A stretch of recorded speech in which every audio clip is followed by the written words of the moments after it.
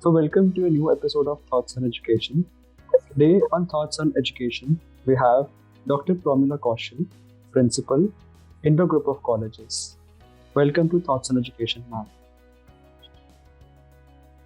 Ma'am, Very good afternoon, Anji. Good afternoon, Raviji. thank you, ma'am. Firstly, ma'am, I would like you to introduce yourself and tell us something about yourself. Anji, I'm Dr. Promila Kaushal. I'm principal of the engineering wing of Indo Global Group of Colleges. We have 4 colleges on the campus. One is Engineering College, College of Management and Technology. Then there's an Architecture College, and then there is a B.Ed College. I am heading the engineering wing of Indo Global Group. I joined this college few years back. Prior to that, I was principal of this Government College for Girls, Sector 11, a very prestigious institute. I am a PhD in the math stream and having a teaching experience of more than 40 years. That is So great. anything else? That is That's great. good. So, ma'am, you've held key position at the education institutes throughout your professional career. What are the key factors that have keep you connected to the education sector? Actually, right from the day one, I was always interested in the teaching profession. So, though I was a topper of the college and topped the university as well for my various programs at the graduate and the postgraduate level, but I wanted to stay connected with the teaching part and this part, after completing my tenure at Government College for Girls, I still wanted to be continuing doing something on the academic front because this is the only field which offers you a constant learning. And moreover, I always had a desire to give back to the society what society has empowered me with. So these were the things which really made me continue my job as a principal. That is great, ma'am. Nextly, I would like to ask you, what is your philosophy of leadership and how would you describe your leadership style? Actually, uh, the qualities that a leader should have is very personal, and I'm sure it will vary. Concept or the idea will vary from a individual to individual. But so far as I am concerned, I consider it as a value-based act. I like to delegate duties to the team, but at the same time, I work along with them. I inspire them, I motivate them, but they are always sure that I am working hands-on with them. With me, the basic idea of heading a team is heading a group of individuals who are motivated, who are doing it, and basically the motivation, the source of motivation is the leader itself. That is great, ma'am. Nextly, I would like to ask you, the education system in India and other foreign countries are structured very differently. In your experience, what can an inbound student gain from studying here at our institute? So far as our institute is concerned, I am very proud to announce that we deal with the students as if they are they are a part of Indo Global family. We encourage our students to be disciplined, to be focused and goal oriented, and our teachers, they are highly motivated, they are very knowledgeable, and they are always ready to upgrade their skills, and they act as guide and mentors to the students. So students, once they join us, they are very happy with us and they love to be guided along the path that they have chosen for themselves. So this is a very great point with this institute that almost all the teachers working with Indo Global colleges, they love to be with Indo Global, and then they are doing a great job in teaching and guiding students. Definitely, ma'am. Nextly, I would like to ask you any insights into how your institute could be more welcoming to students of different races or economic backgrounds. Mr. Ramesh, this is a very important point because of the globalization. Now we are getting students not only from the areas local to us, but we rather get students pan India.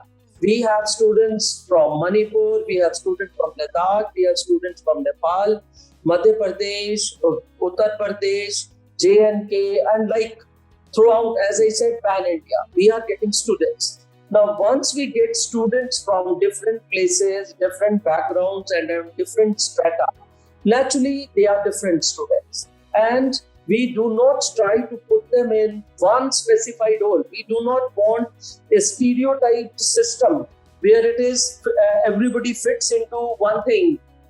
Fit for all rule is not applicable so far as the students are concerned, because they come from different backgrounds. They have different demands, different exposure. So our teachers try to develop that understanding with which they can treat the students as a complex individual who has a different personality than the others, but then at the same time there is something common in all students, and that thing is explored and exploited. And the students, then once they start working together, then there is no problem, no issue. That is great, ma'am. Nextly, I would like to ask you, when you first came to the institute, what was your vision for the university? Has it evolved over time? And how far along in implementing the vision are you? Actually, Mr. Ravish, when I came to this college, I had great hopes, and I'm very happy to announce that almost all have been fulfilled. I always thought that the curriculum that should be there should have the capacity to transform students. The curriculum should be such so that the students, they develop creative thinking. Curriculum should be such so that the students, they have an overall development of the personality, not that there is a bookish knowledge that they get, and through that bookish knowledge they just become technical experts. That is not enough.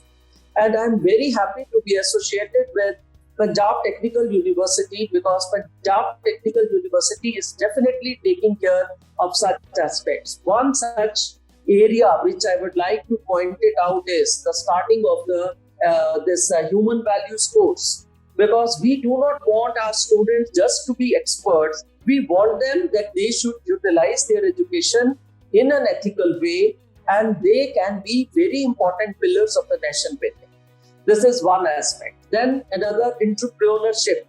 Punjab Technical University and the affiliated colleges, and we in particular, we lay a lot of stress on entrepreneurship so that the students, they are not job seekers always, and they can rather lead such groups where they can be rather employing students. Many of our students of who are alumni now, but we are very proud once we meet them. They are heading such companies and establishments, and once they come back to the college to tell their success stories to the students, I feel that my vision was really empowered, and the dream has been fulfilled. Now, so far as this is concerned, to develop creative thinking and this, we do take up many courses other than the natural delivery of the courses curriculum that any institute can do. But we take up activities beyond this, and I am very proud and very happy that I have really been able to think firstly in this direction and then got it implemented. That is very inspiring, ma'am. Nextly, I would like to ask you, what do you see as an institute's greatest strengths? Our institutes. Yes, ma'am. So far as our institute is concerned, I have just not described to you the various things that we are doing. Firstly, we have got a strong. You want my institute only that I am talking about. Yes, that we have got a very strong industry connect. I am sure anybody dealing with the students these days and with the academia, they will agree with me that there is a big gap between academia and the industry. We are teaching, of course, very relevant things. I don't deny that the curriculum is very, very good. But at the same time, because of the globalization, because of the rapid changes that are there, the times are very challenging. So the industrial requirement, which is actually going to be the ultimate goal for our students, changes its requirements very fast. So we have to develop that pace with which we can catch up with the industry. And for that, we have got a very strong industry connect. And for this, we were given top position also. We were rewarded for being best with an industry interface. Now we get so many, distinguished people from the industry visit our college. Now these days, that's because of the COVID times. They were very challenging. That was not possible. So we arranged virtual meetings. We had webinars where many icons of the industry, they were teaching our students and trying to bridge that connect, which should always be there. This is one point. Second, as I told you earlier also, that our students, basically, they are a part of Indo Global family. We don't treat our students as individuals. We treat them as a part that they are away from a home and now they are in a bigger home. So this is in a way a home away from home. We look to the various requirements that they need. We have got group advisors who are guiding and mentoring them at every stage, and especially for senior teachers, they are deputed in such a way. They are very sensitive to the needs of the students. And even so far as I am concerned, I have not kept any visiting hours for the students. Students are welcome anytime to me if ever there is any query that has not been resolved at the lower levels. That is great, ma'am. Now, lastly, I would like to ask you any suggestions you would like to give to the current youth and aspiring students. Definitely, Mr. Ramesh, I would like to tell students, because they are the country's future.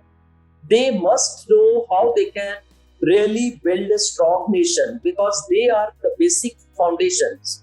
So again, I would repeat, they should try to understand that only bookish knowledge will not be enough.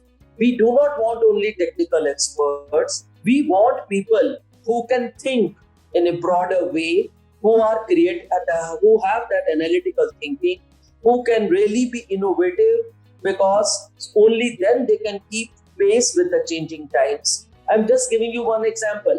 Now, prior to this COVID upsurge, there was no idea of digital learning. But now everybody is involved in digital learning. And though, of course, the COVID times were bad, but this innovation of having webinars and this was something that has really helped every institution and every child. Today, though they are sitting at in the comfortable environment of their home, they can be delivered lectures. There are certain apps that have developed. So I would really want my students to develop that critical thinking. They should be ready to keep pace with the changing times. They should be having those communication skills so that they can express themselves and be strong pillars for our country, which has got a very rich legacy. That is very inspiring, ma'am. That's all from my side. Thank you for being part of this interview.